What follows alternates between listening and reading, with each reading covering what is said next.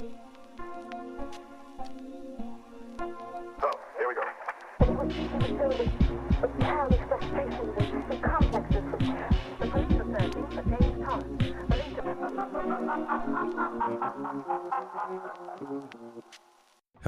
You're listening to Midnight Movie Gang. It is 9:10 p.m. Night Movie Gang, one of our latest we've recorded in a minute. But the name of the show... the name of the show, at midnight. We got to start it every time at midnight. Hi, this is one of your hosts, LC Hines. I'm here with my buddy Joseph. Yes, hello. Hi. And for those of you just tuning in, if this is your first episode, Midnight Movie Gang is a show where we talk about kind of cult cinema, like cult classics, genre film, like horror and sci-fi. This movie certainly is under sci-fi, I'd say. Today we're talking about primarily The One, starring Jet Li. It's a post-Matrix sci-fi movie. Very post-Matrix indeed. It's one of those movies that was literally just like they saw the Matrix and either consciously or subconsciously they were like, this is what the zeitgeist wants right now. This is the kind of like edgy, like... Let's try to make the Matrix again. The structure.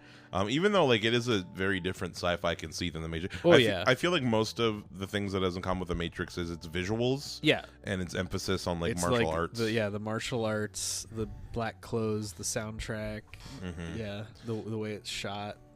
The like pseudo heady sci-fi. It's actually pretty easy to understand. Yeah, in this one. Yeah. This certainly is the dumb brain. The Wachowskis making this movie would have been very, very different. We were talking about the Nolan version of this movie. Yeah, that was one of the big things. Because it is like a Nolan concept. Like if you described it, you could see like it being a movie that he wanted to make. Yeah, like how this is the dumb guy version of that. Exactly. Like this is like if we haven't done a Tenet episode, but we always say with Tenet, there is a dumb version of Tenet. Yes. Like there's a dumb version of there are people and objects that go back.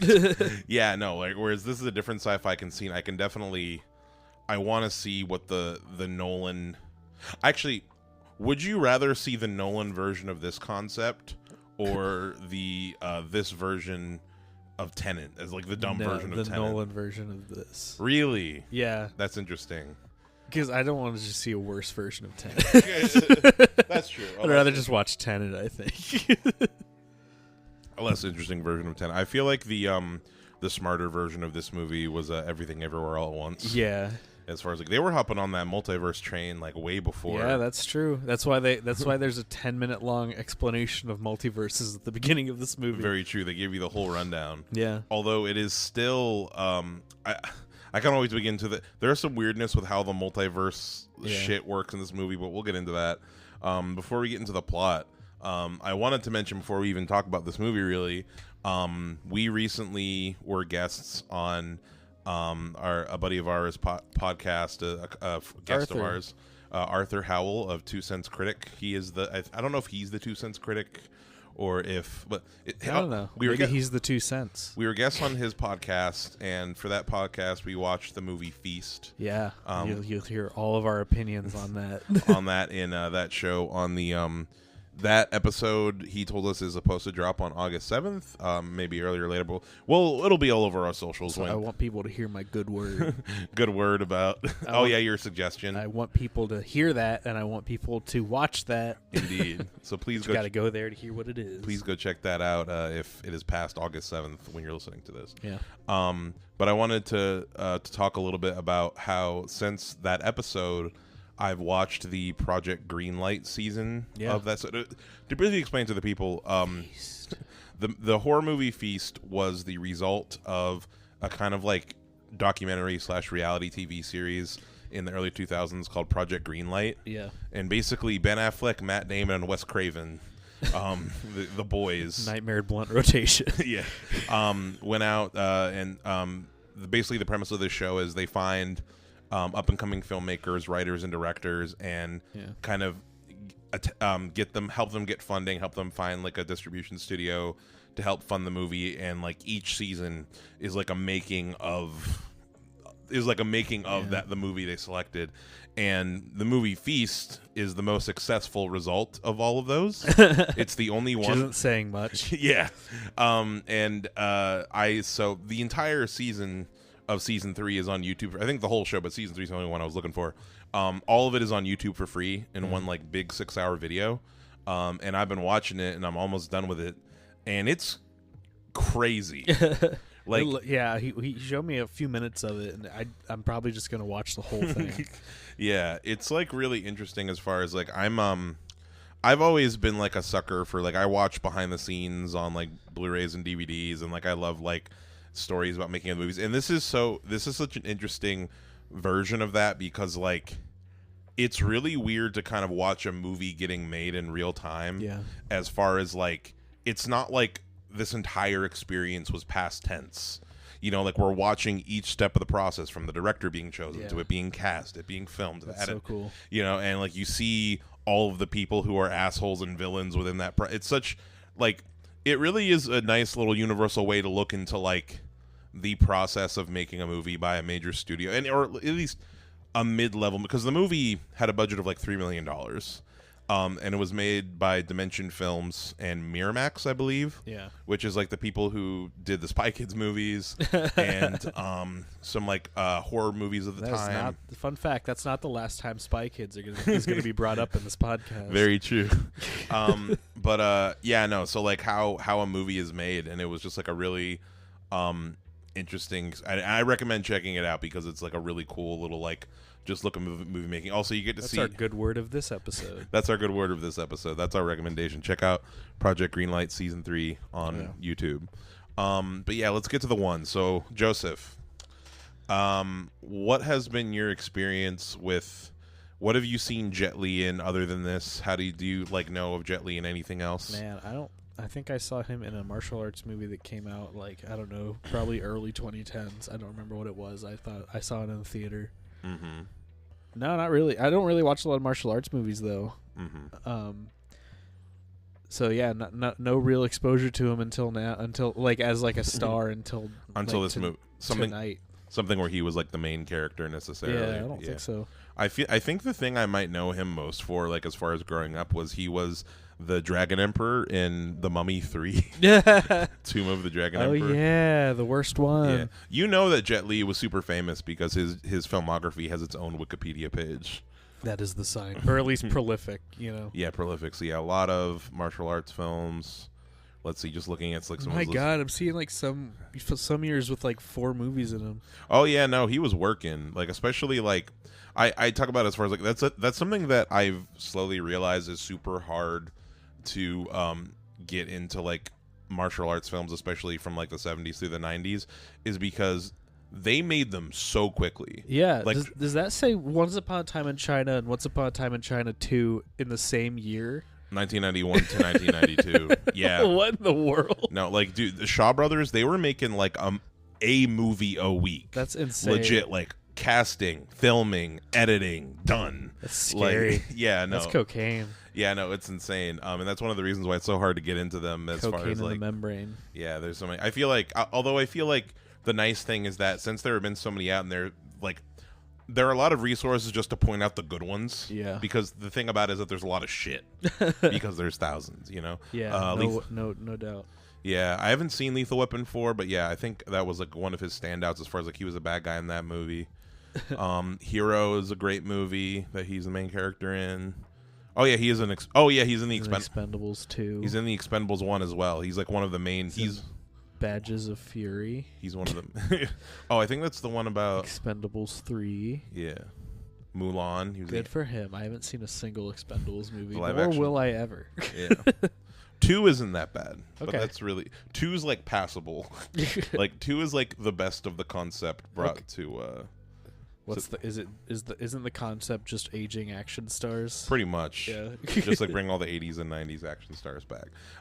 This movie and The Mummy 3 are probably what I know Jet Li most of, and I feel like it's interesting because I feel like he kind of occupies this, like, in my head, he occupies kind of like the secondary martial arts star space. Like he's in a weird area between like when you think of the martial arts, because Jackie Chan's the king in America, at least as far as what people know, and then you get down to like Jet Li and Donnie Yen, I feel like are in a similar bubble. Like Donnie Yen's known for the Ip Man movies and stuff, and like Rogue One and whatnot, and Yeah, no, so like he's always been around. And yeah, so as far as like before we get into the plot breakdown, we can talk about like so the basic premise of this movie. Yeah.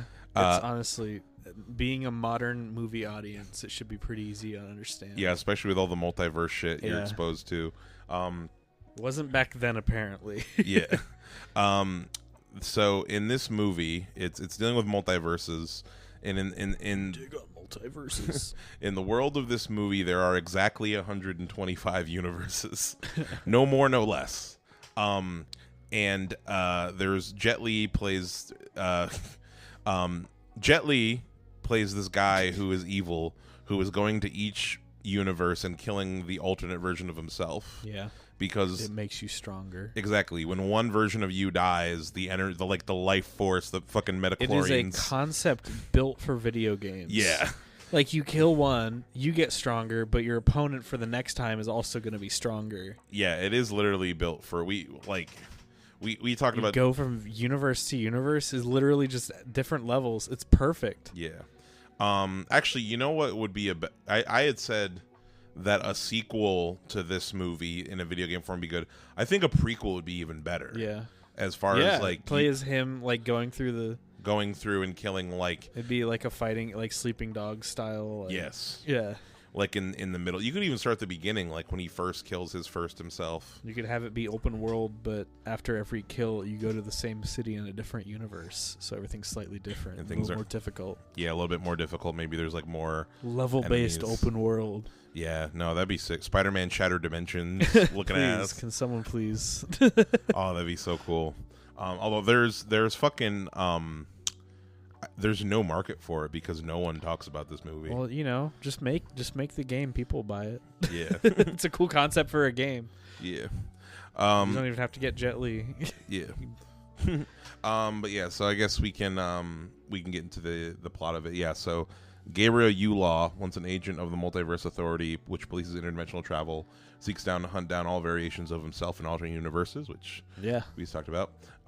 Yes, which happens off screen, unfortunately. Yeah, no, unfortunately, the first all the different versions of him with different wigs on. Yes, the first 123 versions of him we don't get to see the death of. So this movie's opening, I thought, was pretty badass. Like it's something.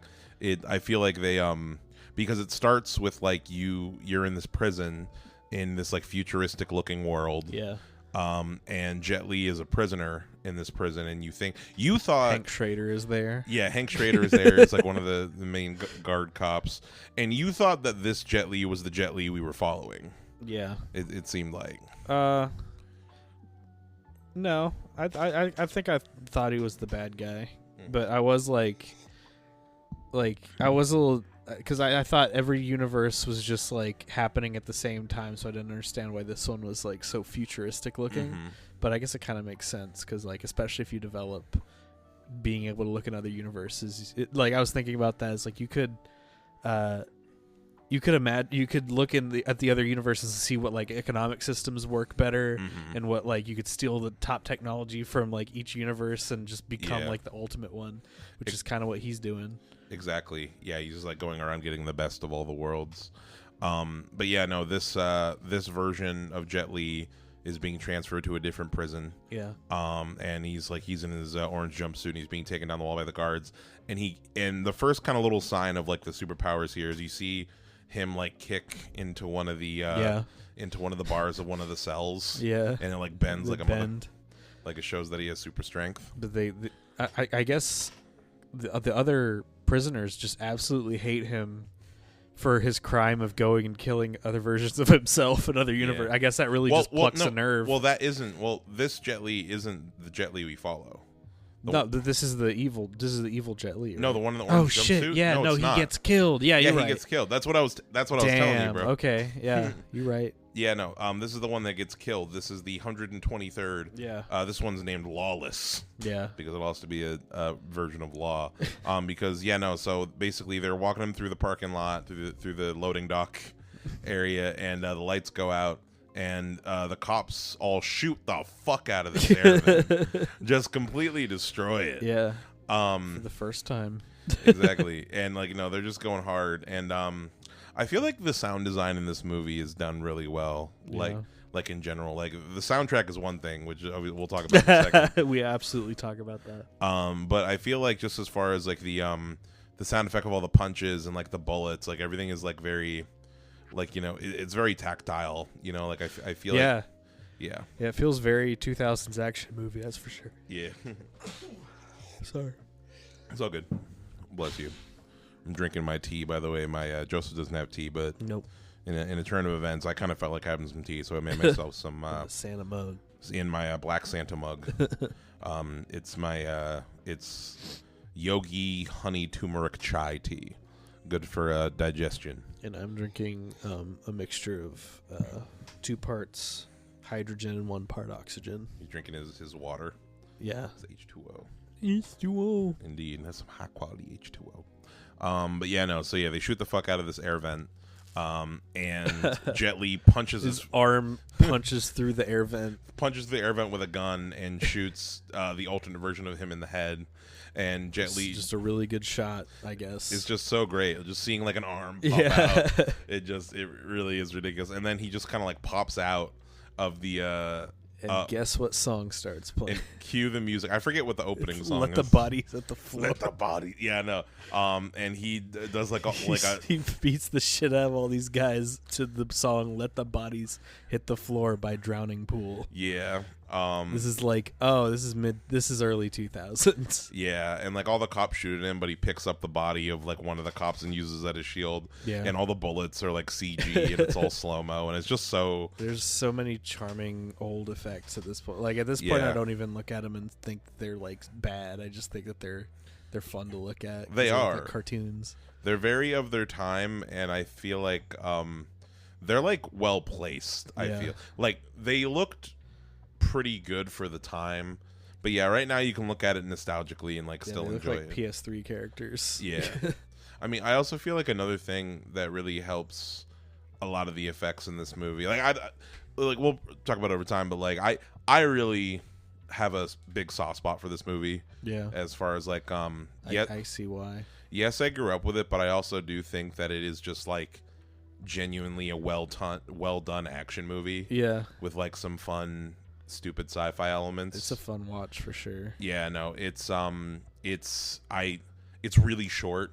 Oh yeah. It's an hour and 27 minutes. Super short. It doesn't waste your time. It feels like the shortest movie we've ever watched for this show. It might have been. I think Speed is around then. I mean, I'd have to look at that. I like this movie more than I like Speed.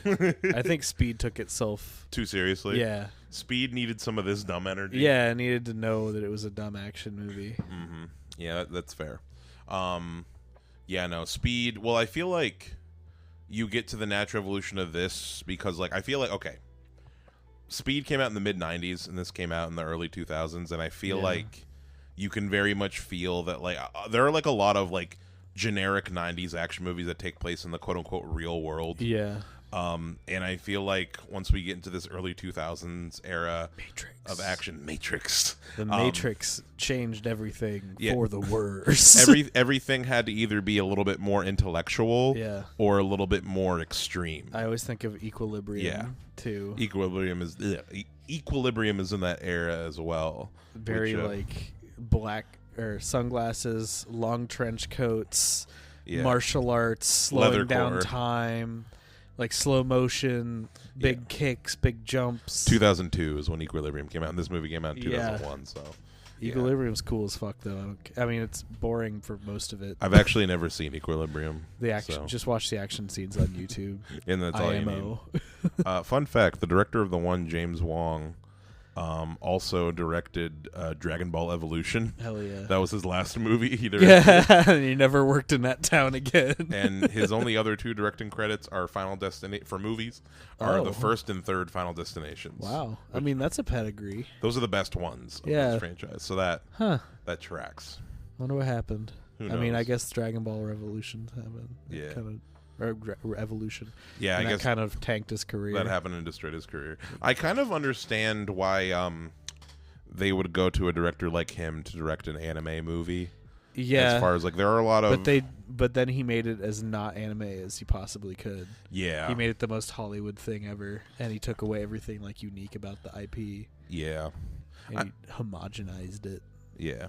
I mean, I don't know. I feel like a lot of it couldn't have been his fault. As far I haven't dug into I haven't watched Dragon Ball Z Evolution, since I was like a kid. Yeah. One of the producers is Stephen Chow, who worked on Shaolin Soccer and Kung Fu Hustle, which are both great fucking movies. Kung Fu Hustle. Kung Fu Hustle is fantastic.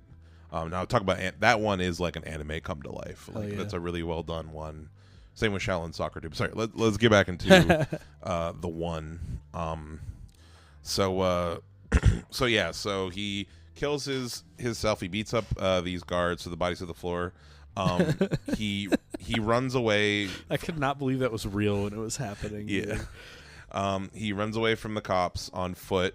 And there's like a little zoom effect where like it looks like he's running real fast, and the cops chasing him like, oh, he's booking 50. Yeah. When he's very clearly just he basically is becoming the Doomslayer as he kills all these other ones. 100%. He's just getting stronger and stronger, fast and strong. And he jumped good. Yep. He jumped real good. These two cops are about to ram him, and then he jumps up and like hangs some obviously rubber razor wire. Yeah. I'm talking about where he jumps onto the street light. Yeah. Yeah. And then he jumps over some rubber wire.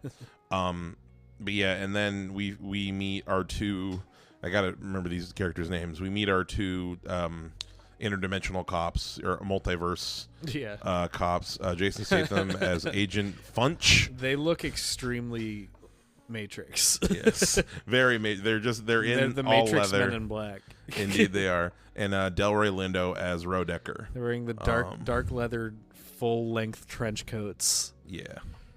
And Jason Statham is doing the worst American act. Like he's doing like a James Gandolfini, but also slipping into Cockney British every now and then. Mm-hmm. Like, I don't understand why they didn't just let him do his accent. I feel like his accent is half his selling point as an actor. Yeah, like that's like his voice. That voice with that accent is like him as a brand. He's like Butcher from The Boys. His voice is like it very much. I feel like he could have been.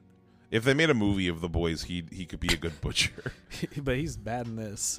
Yeah, no, he's doing these like crazy faces that don't match the rest of the movie either. No, and he's acting like a cartoon. They also give him like a lot of the he at one point in the movie he gives good Jet Li the whole multiverse speech of like it's when two dimensions come, and he's folding the fucking newspaper. We're doing this. Yeah, they do the multiverse thing, and they give the dialogue to him.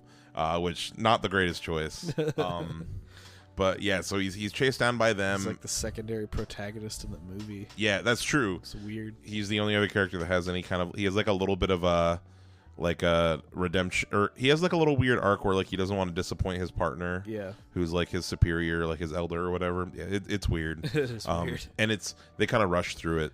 It doesn't matter. Any of the story in this movie really is just like an excuse for us to get to the next set piece, or like to make us kind of like care about the characters. But we'll get to that anyway. So they chase evil Jet Li down, and he uses his little wormhole watch. It looks like the camera on an iPhone. Yeah. Oh, actually, no. We got to mention Jason Statham whips out his phone. Oh, his, yeah. Like, CD. He has this Spy Kids phone. This Spy Kids phone that whips out. It folds out in like 3 different ways, and looks exactly like something from Spy Kids. It's so fucking cool. It looks, and some of the pieces are just straight up like pieces from like CD players. Yeah, 100%. Like it looks like he's holding like a weird perforated. It was so CD modern back then. It was like the sign of something modern. There's like a particular name for that aesthetic, but like everything's like super like curvy and metallic. Yeah, no, I get what you're saying. Like it's kind of like what they that super 90s idea of like future retro futurist kind of thing. I mean, not it's kind of weird. Yeah, everything became that kind of curvy thing. I feel like before that we got like the alien like CRT or like Blade. It's the next evolution of like the Blade Runner the alien look now. Yeah, and their interpretation of that future tech. But it's super dated now. Yeah, it honestly feels more dated than the alien Blade Runner look to me. Yeah, I hated the gun designs in this movie. Yeah, I thought they were super over designed. Yeah, they look. There's like one of them has this constant blue flashing light on the top that doesn't. It's like, why is that there? Yeah. It doesn't do anything. It's very distracting. Yeah. So then, they travel through the dimensions. Yeah. Through the dimensional watch, and it's like a crazy effect, and they're shaking their heads all crazy. You can see they're just shaking their head, and they sped up the footage. And it very much like the actual quality of the effect. Yeah, it looks like a PS3 graphic. Like it's it looks pleasing to the eye, though, in a weird way. It really is. Like I think when it comes down to it, I think the animation is really good. Yeah, and like the performance, because they're like screaming and their bodies are being torn apart, and the CGI in this movie, and I don't know if you'll know what I'm talking about, looks exactly like the Doom 3 iteration of the id Tech engine. And like maybe like Wolfenstein 2009, like that that like super like weird glossy look to the graphics. It's a very specific, because I don't know why I know the way these look so much. Yeah, no, I understand. It's super like smooth, shiny. It's like too glossy. Yeah, it's like too. I get what you're saying. I love that look. Whenever like so nostalgic. Yeah, whenever it is weird that like we are nostalgic for these kind of effects. I just love Wolfenstein 2009. Yeah, we're nostalgic for these kind of effects when like I feel like I always at least talk about how I'm such a proponent for practical, but like with a lot of the concepts of what's going on in this movie, you couldn't do them practically. But like, yeah, I think it comes down to the animation, did like stop motion or something. Yeah, the animation and the performance, and then just the design of it. I think just all like comes together. I feel like this movie has a very consistent vibe. Yeah. Like it really knows what it is. You know what I mean? Yeah, it does. It's like it's a ride. Mm-hmm. And it like, I don't think it's self-aware, but it might as well be with how entertaining it is. Because it almost feels like a parody of this kind of movie. Mm-hmm. Just because it's got so many of the tropes, and it looks and feels so much like these movies, but it is like the pinnacle of this like post-Matrix action sci-fi movie. Yeah, it really just fits in so well. It's like the best example. Yeah, I'm trying to get back in equilibrium. Yeah, I lost the one Wikipedia page. Here we go. So they end up in kind of like the main. They're in like the main universe, quote unquote, in the Alpha universe. So we're saying that like this. So the main universe where Evil Jet Li and Jason Statham are from, or the Alpha universe, and this is one of the universe that knows about universes. Yeah. Because the thing is, like, some of the universes are quote unquote uninitiated. Yeah. But yeah, it's police. They have like the prime directive. Yeah, exactly. For some fucking reason, I don't know why you wouldn't just let everyone in on the secret. I don't know. So they're about to send to the Hades universe. Yeah, they're gonna send Evil Jet Li to the Hades universe. And which is like a prison universe, which we see at the very end of this movie. Yeah, which we'll talk about then. But. Well, yeah.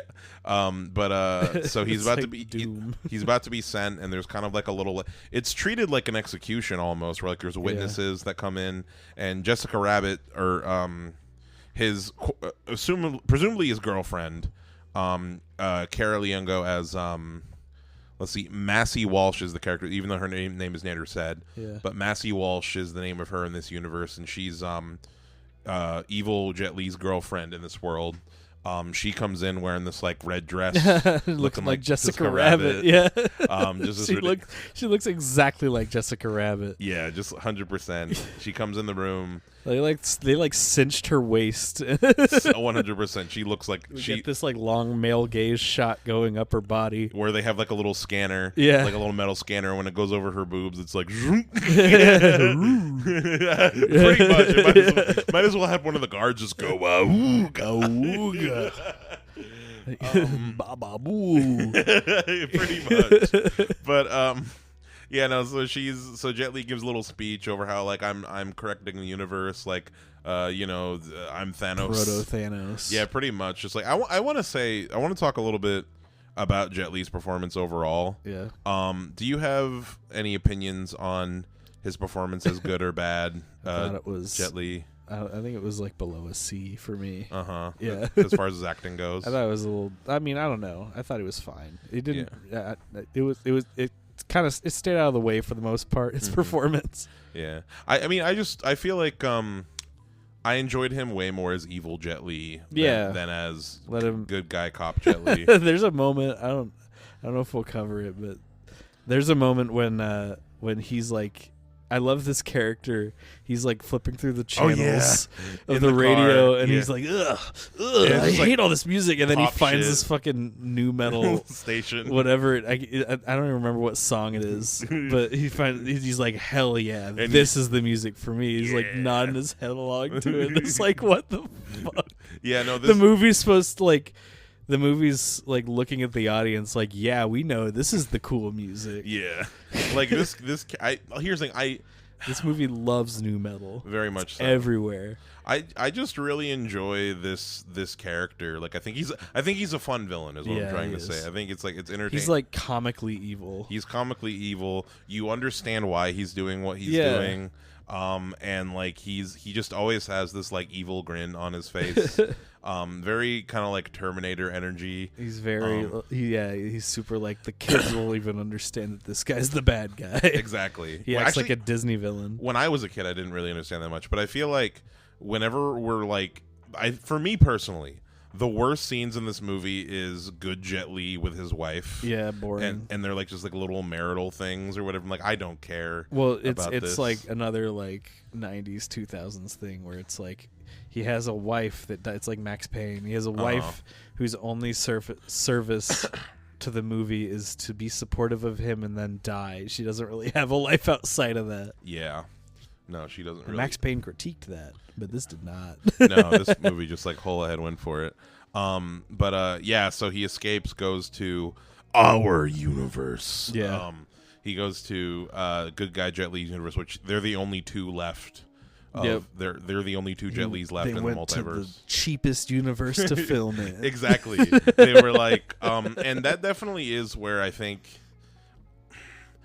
there's definitely fun to be had in the middle of this movie. Yeah. But this movie definitely comes in and goes out with bangs. I wish I wanted like, because the premise of the movie has so much promise where it's like, imagine they're like chasing each other through dimensions. That are they're both like hopping around. Yeah, but that would be so much more expensive. It would be. But that's what I want to see. That sounds like That's why I like Samurai Jack. It's just like it's literally any premise. You can just have them fight in any setting you can possibly think of. Mm-hmm.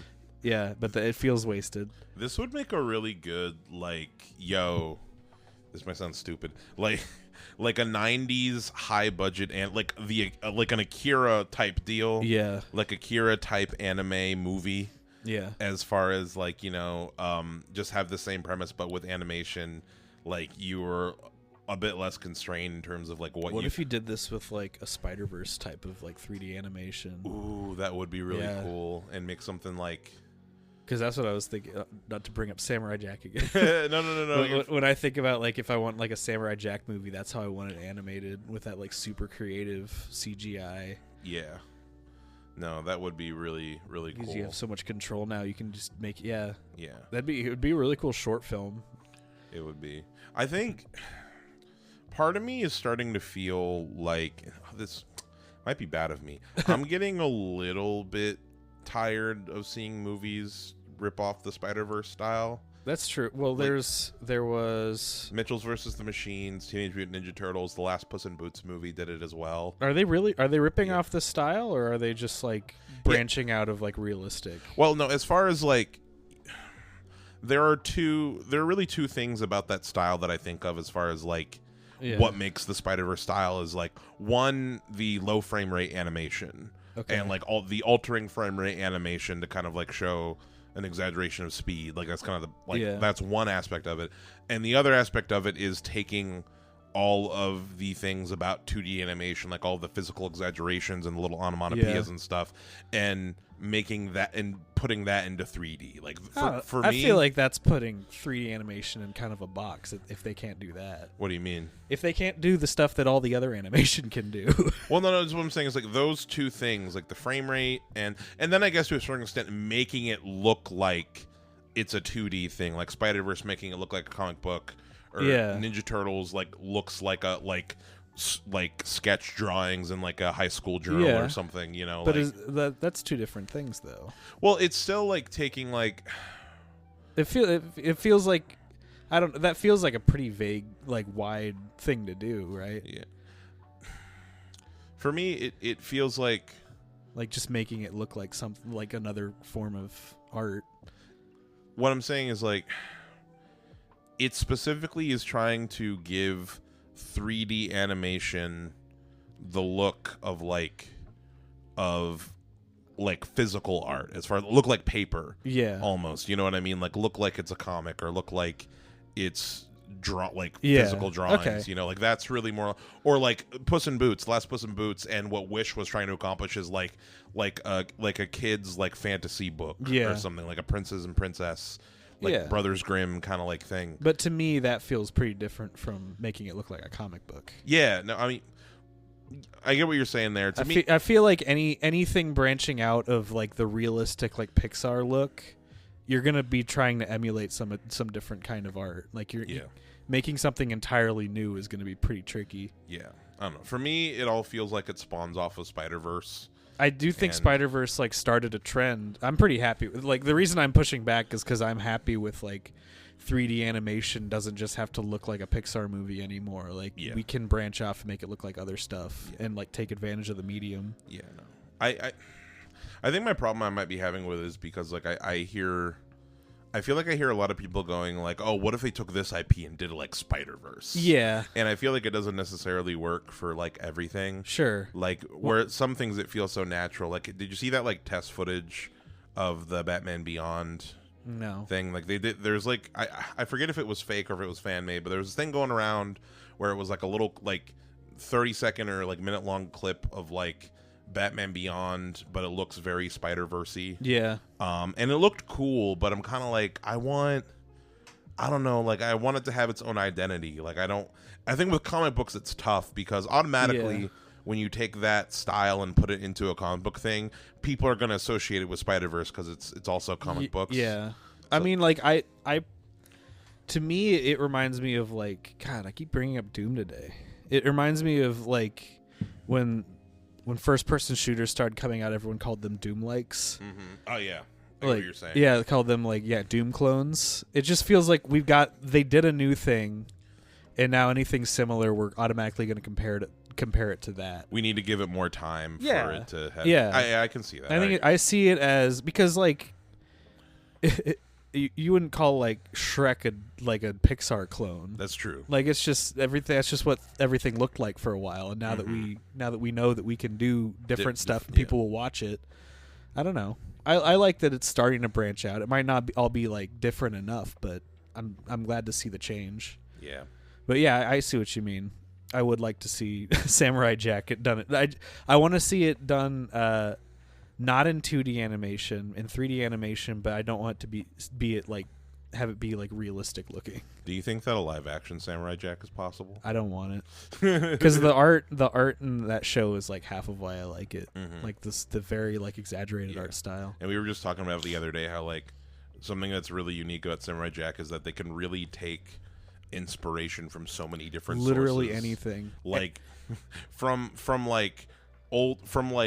Greek legends to like kaiju movies, literally to like any setting or character you can think of will fit in the Samurai Jack world. Yeah, it's like it's a world where magic definitively exists, and also we've opened up Earth to the cosmos of like every species in the universe is settled here. Mm-hmm. It's perfect. Yeah, it's my perfect fantasy world. Yeah, I don't know how we do it, but we should do like the Samurai Jack game could be a live stream. Okay, yeah. Down the line for the future. I'm currently stuck in it, but yeah, it's really good. For the future Patreon bonuses, we could do that. I love me some Samurai Jack. Anyway, indeed. Where were we at in the one? Oh yeah. So yeah, good guy Jet Li. Oh, we didn't even get to see it. So, goddamn. So he gets to our Earth. We meet good guy Jet Li. It's kind of like they're repeating the setup of the opening with the prisoner, but like now good Jet Li's the cop, and bad Jet Li tries to kill him, but good Jet Li chases him down. Yeah. And he's all like spooked when he sees him. The good news is you're not crazy. Yep. Is the fun line that we get. Indeed. Jet Li towards Jet Li. I feel like we got to go through more of the movie before I ask this question. But yeah, so I think that the next thing is that good Jet Li goes home to his wife TK, who's a veterinarian, and they have like a little discussion, like, oh, you just hit your head, honey, like, oh, like you should go to the doctor. She doesn't believe him. She doesn't believe him that he saw himself or whatever. And then we get a scene where I really love this scene where he goes off in his little like Tai Chi room, where he does some water. He like is like practicing like soft flowy kung fu. We get intercut a simultaneous Jet Li and Jet Li training sequence. Yeah, where evil Jet Li is like doing really aggressive training. Cut between them as they both fight nothing. Yeah, and they're really just like showing the balance between good and evil. And like they really thought they really thought they had something deep. they really this movie really was written by a bunch of meatheads. Yeah, it's a jock movie for sure. Yeah, who went and saw The Matrix and was like, "Oh, what would be cool?" It's a very 2000s dude movie. Yeah. Like a guy wearing this tiny sunglasses with a spiked up hair thinks this movie fucking kicks ass. Yeah, no. It is very much in that like meathead with his soul patch chin strap vibe for sure.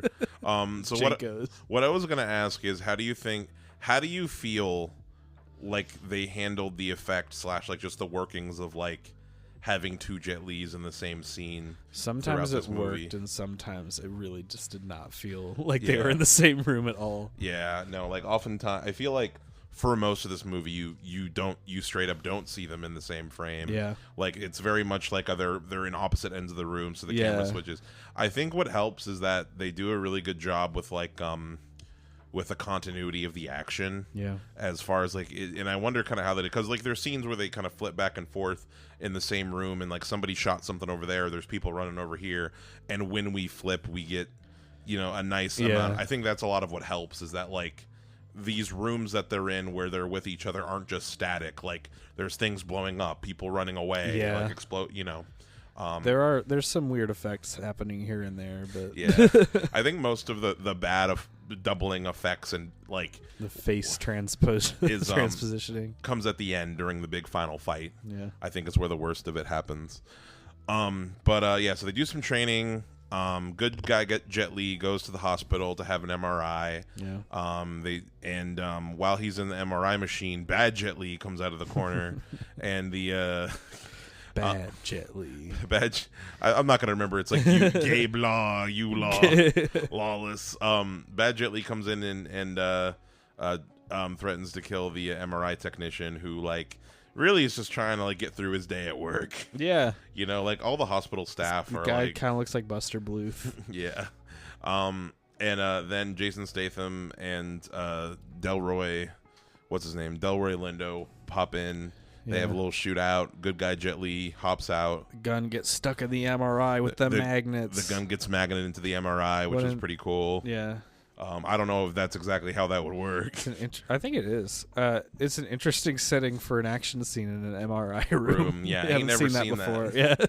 Yeah. He slides in it. He slides out. They use it. They utilize the space. Yeah. I feel like there are some pretty great just action sequences. I'm mostly thinking of the hospital scene from Hard Boiled. Yeah.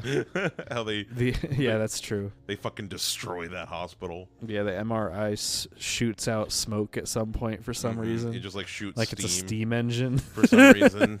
And it gets really atmospheric in there. No fucking reason.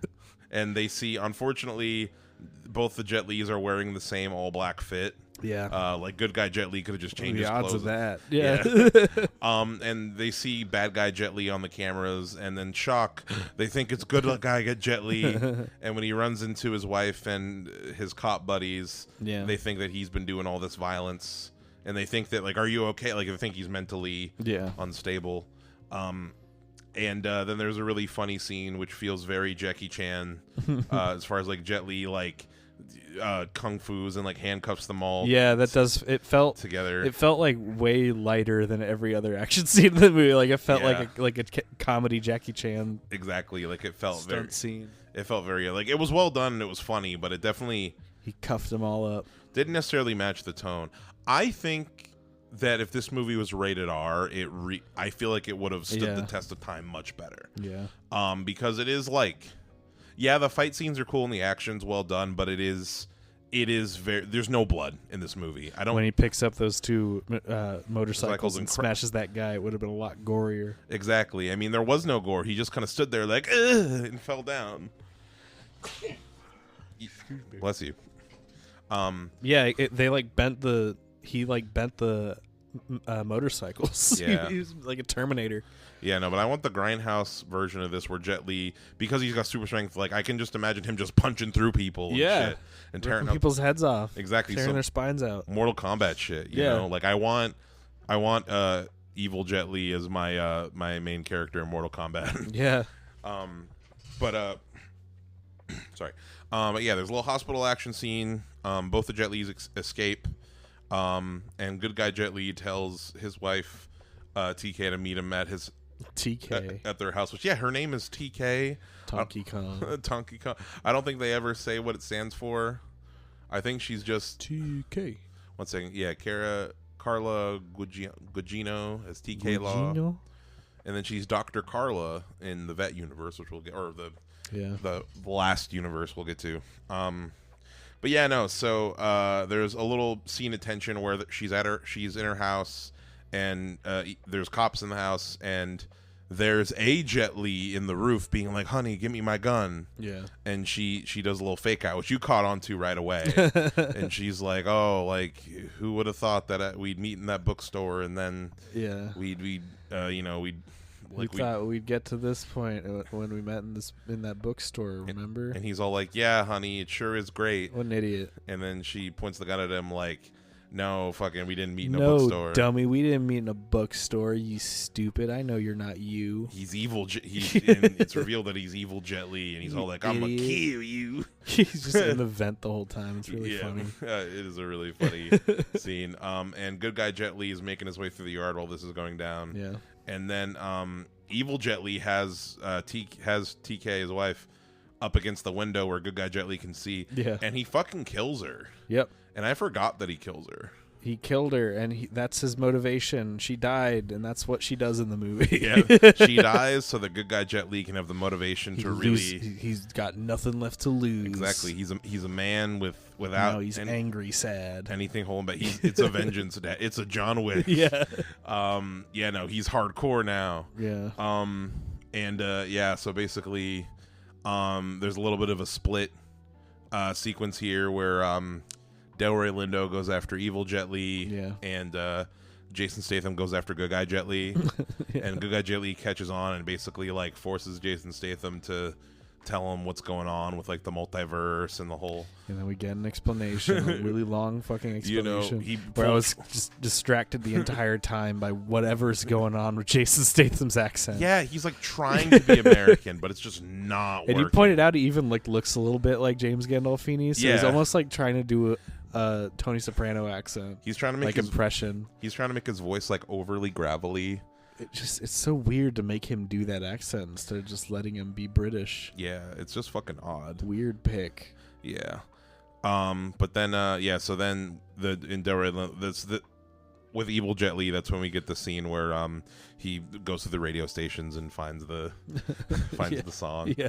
And it's this is what good music is. It's fucking great. He's metal. He's a new metal head. It's awesome. Good for him, I guess. So excited to talk about the last song in the movie.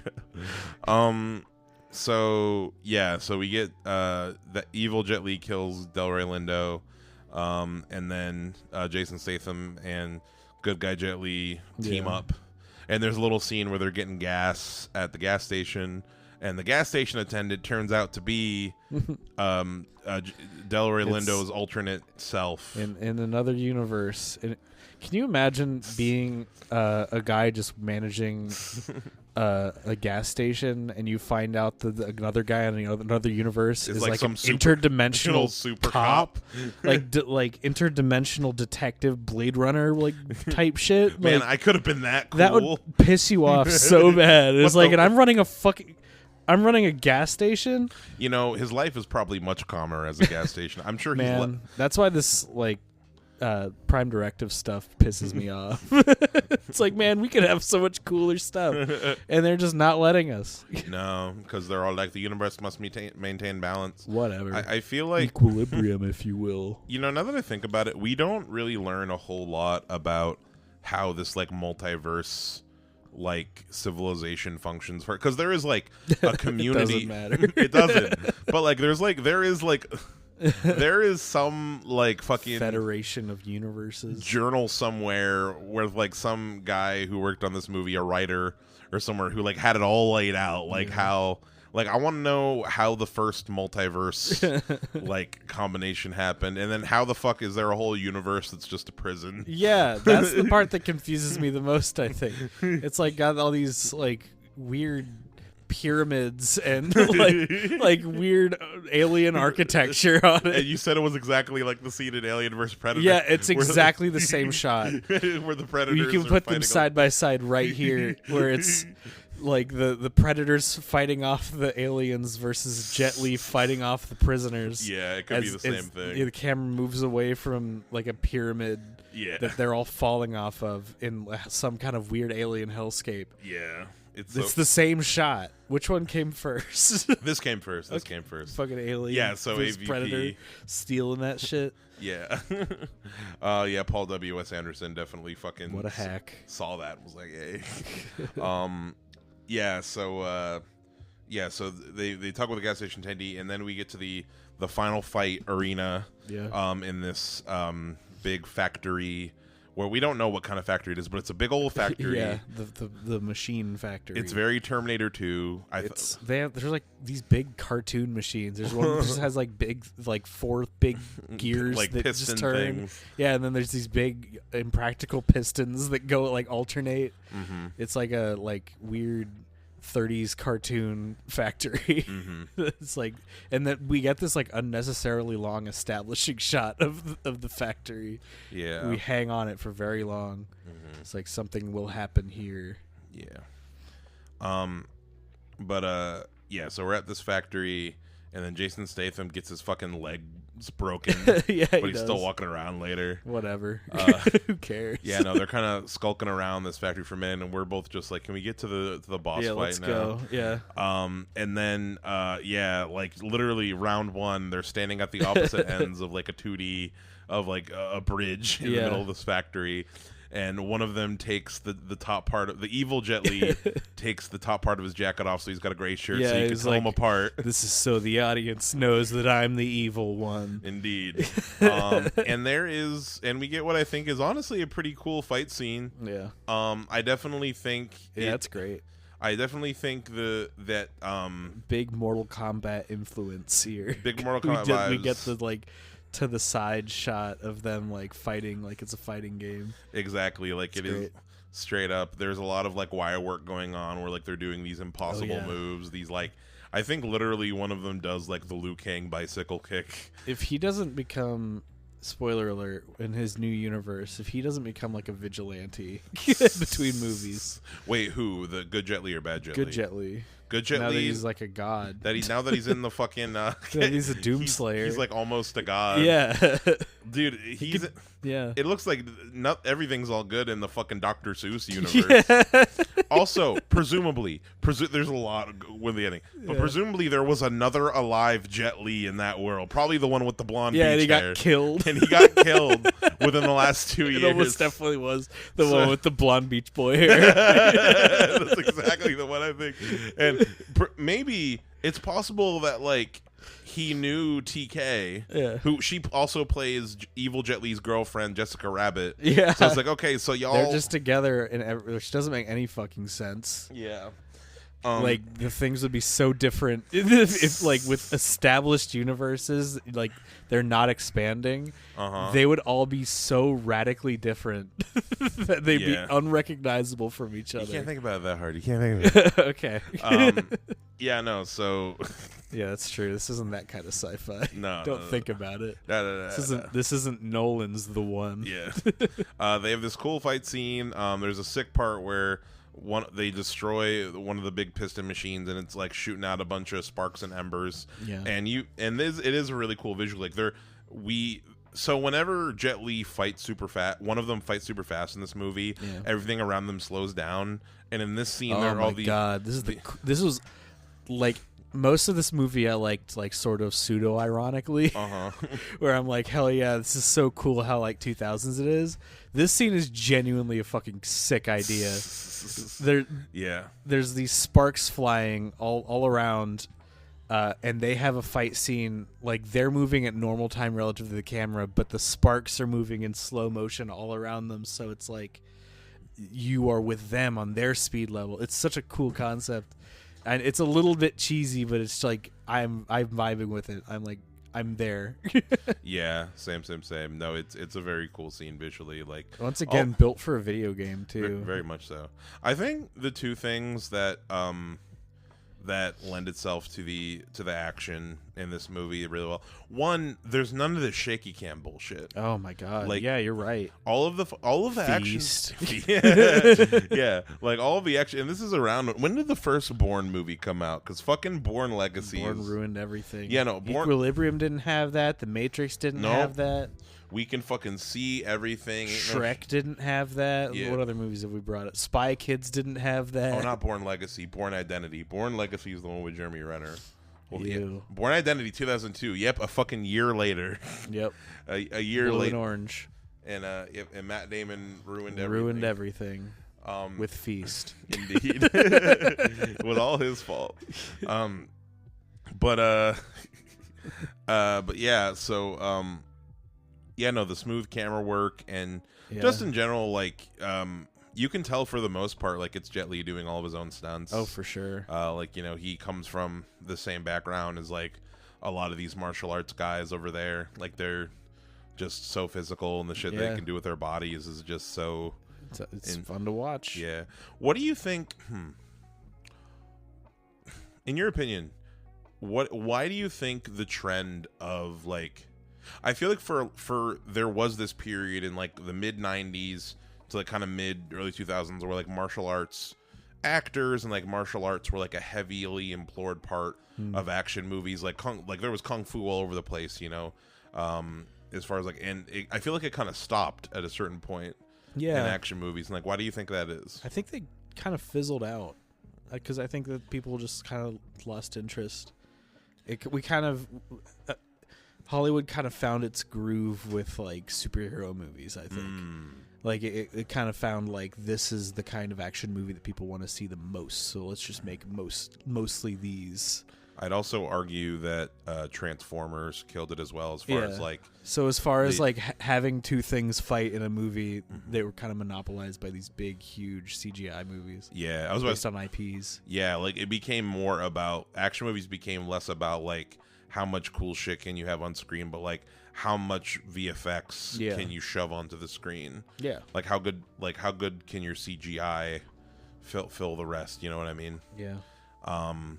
Yeah, no, it definitely probably part of what became a trend. I watched a video about this actually talking about why kung fu kind of like why martial arts fell out of American cinema, action cinema. And a part of it is just because the Asian film markets started just producing shit for themselves as far as like more theaters opened up over there and like things kind of like modernized like more over there, so like it became a much more legitimate market to sell to. Therefore they didn't spend as much money on like trying to promote for American audiences or like audiences outside of that region.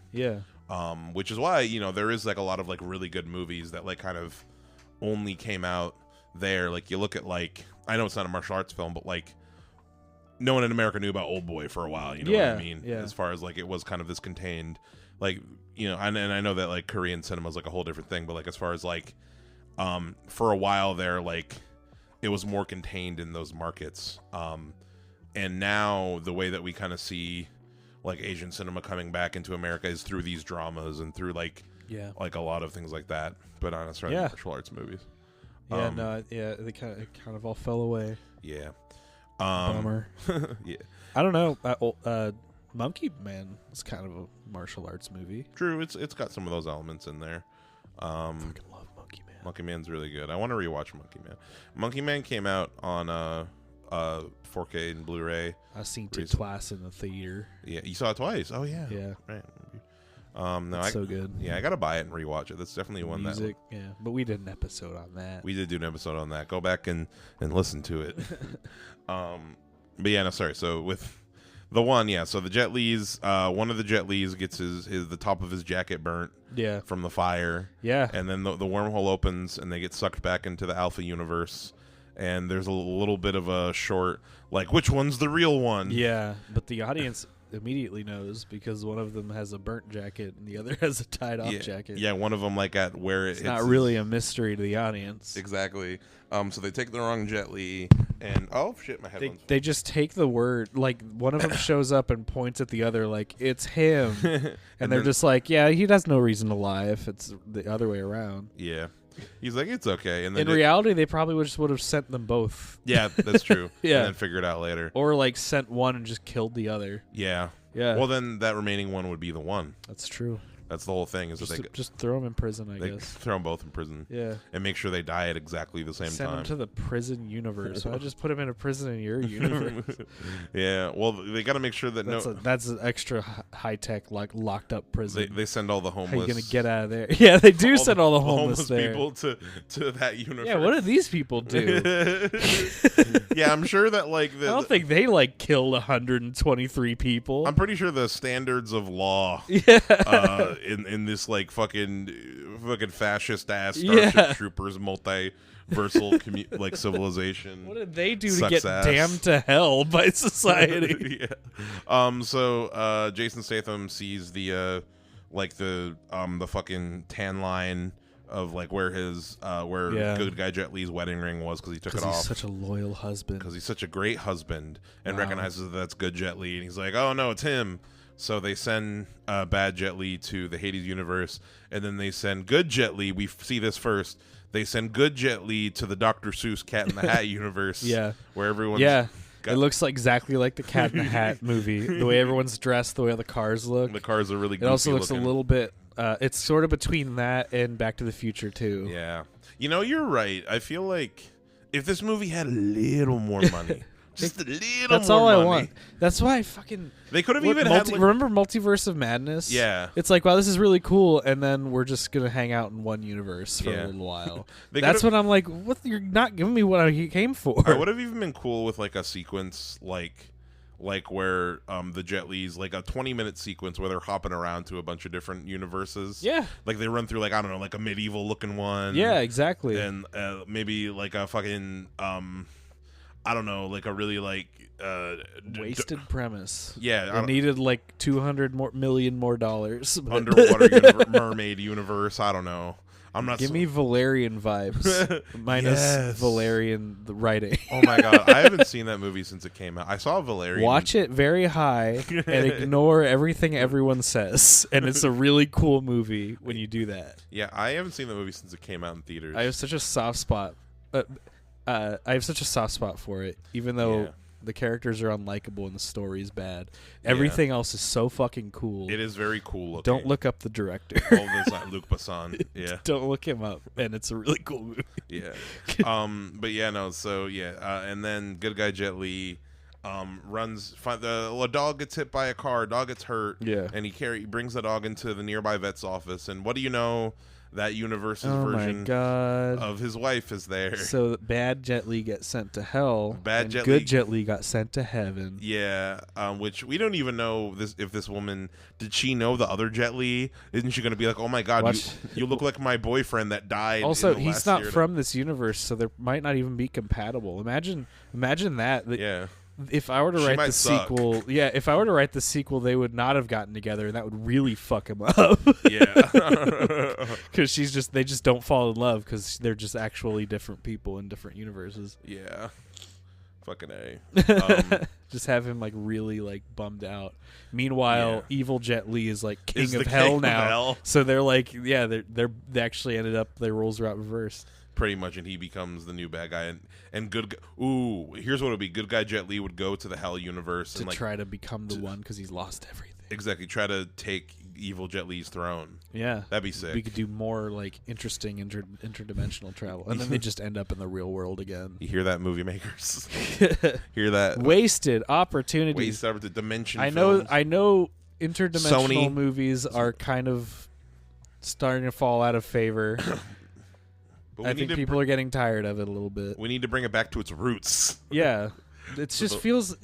We've done it so much, and all we've done is like, oh, this universe has Professor X in it. I don't give a shit. I want to see like crazy, wild alien shit. That's all I want. Yeah. I sat through Valerian twice. That movie sucks, but it's got some of the coolest like multiple location. That kind of reminds me of like The Creator, and that like I'm just here to see. I'm here to see cool shit. Yeah, exactly. You know. That's all I want, man. From an action movie, especially. Yeah, 100%. So Jet Li ends up in the Hell universe, and like I just love this opening, and the prisoner's looking at him, new fish. He's got a pretty mouth. Yeah. And then Jet Li just has like a quick, I am nobody's bitch. You're locked in here with me. Pretty much. And then he starts fighting. Then we get the Alien versus Predator shot. Yeah, where he's on top of this pyramid, and he's just like, dudes are just climbing up, and as the camera pans out, we just see there are like fucking hundreds and hundreds of criminals that are all climbing this pyramid. It is the same exact shot. I don't know if one pushes in while the other pulls out or something like that, but aside from that, I think they both pull out. The same concept. Yeah, and what song is playing? Cutting my life into pieces. This is my last. Kid you not. That is the song that they play.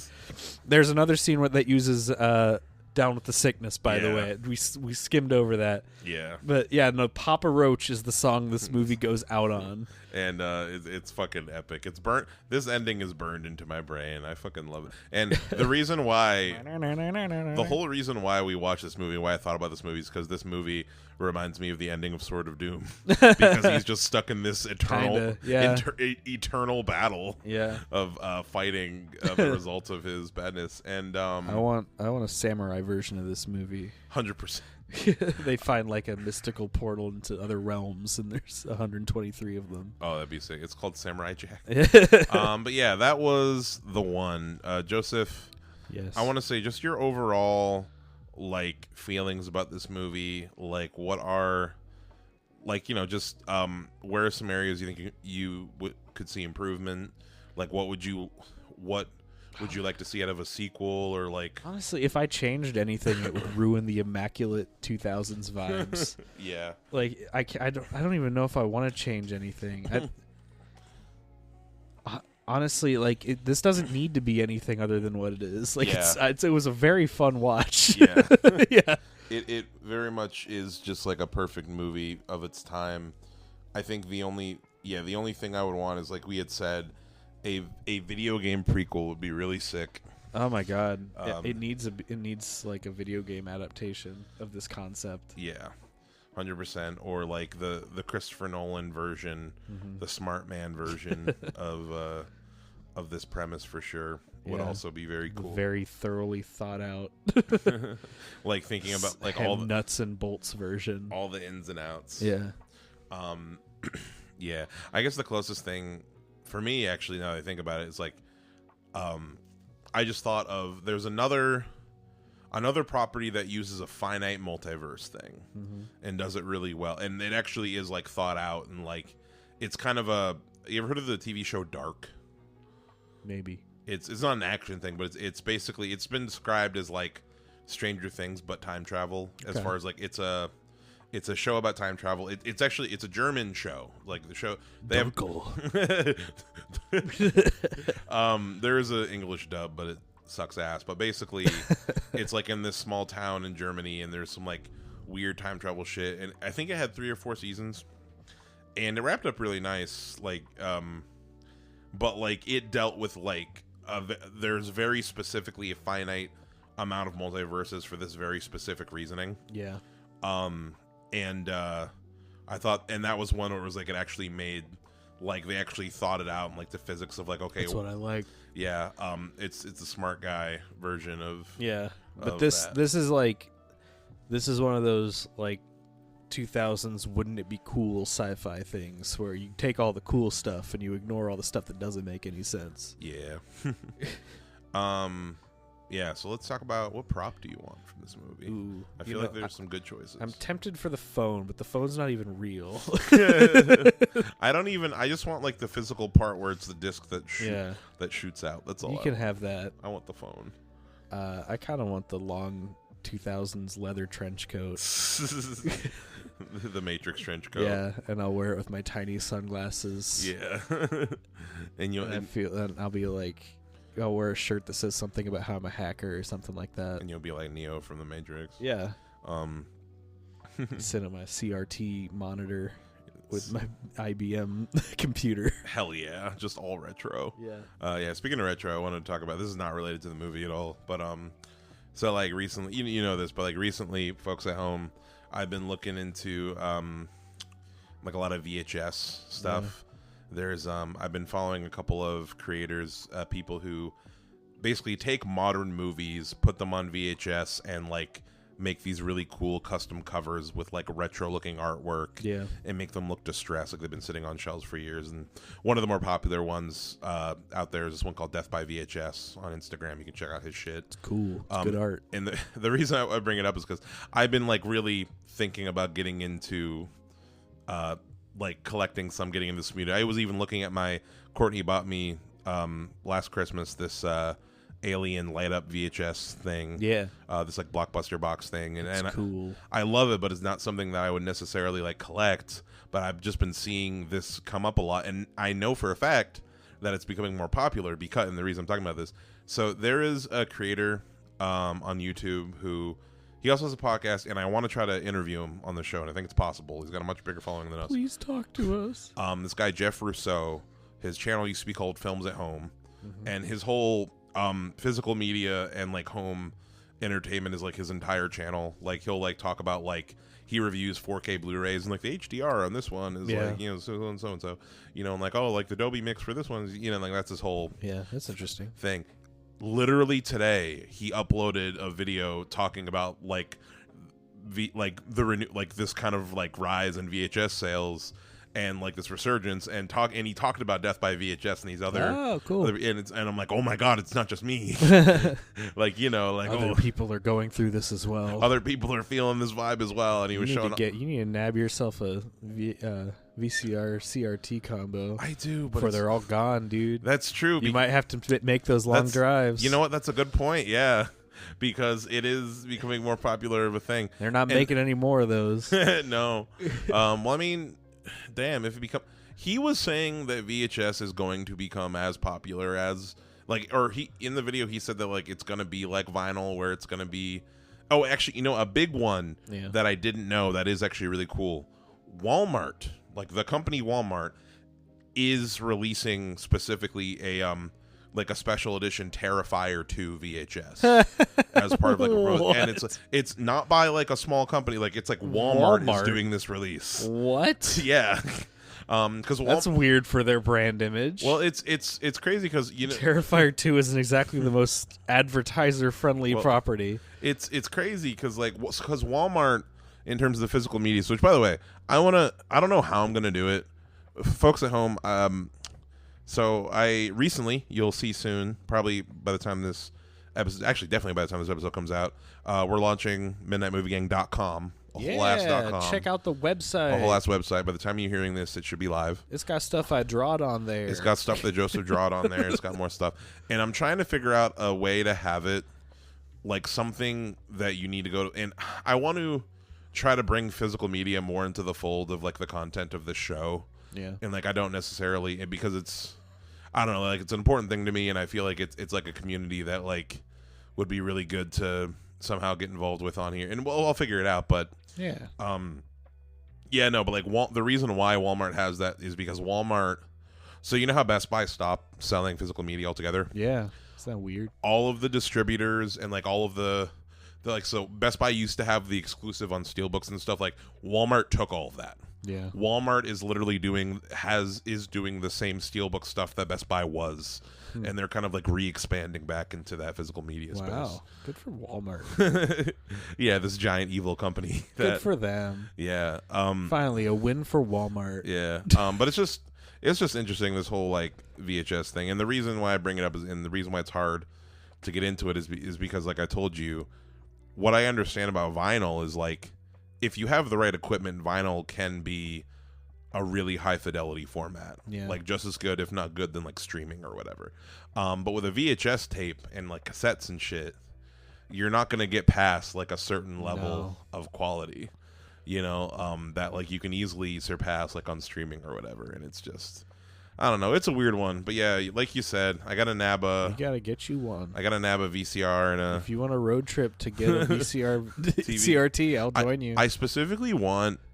It's tough because what I specifically want is a little combo. I like no bigger. Yeah. I'm pointing on my Boss Katana amp. I've kept my no eye bigger out. than that. I was at an electronics store and they had a shit ton of VCRs, but no combos. But no combos. Yeah. How much were those VCRs going for? Yeah, Like look at the prices. $75. maybe. $75. Yeah, That's another thing too, man. they're going up. I can't be. Yeah, no, for the exact reason I'm saying. But yeah. No, so this has been Midnight Movie Gang. Yeah, no, thank you so much for listening, folks out there. Yeah. Really appreciate the folks. Thanks for all the listens. Thanks a lot for folks who listen and like and the engagement, and the comments. We just read some of the comments earlier and gave me the warm fuzzies. Yeah, there's people saying some nice things. Yeah. But yeah, let us know what you want us to talk about next. You can check us out at Midnight Movie Gang on Instagram, at Midnight Movie Gang Podcast on YouTube, at Midnight Movie Gang on TikTok, and now, you can just go to midnightmoviegang.com to get links to where you can listen. You can listen on there, listen on Spotify, check out the Patreon. It's $5 a month. The Cowboys and Aliens commentary track will be coming out. Ooh, excited for that. August 1st. That'll be fun. And thank you so much for listening. It's currently 10:26 p.m. Night Movie Gang. And goodbye. Bye.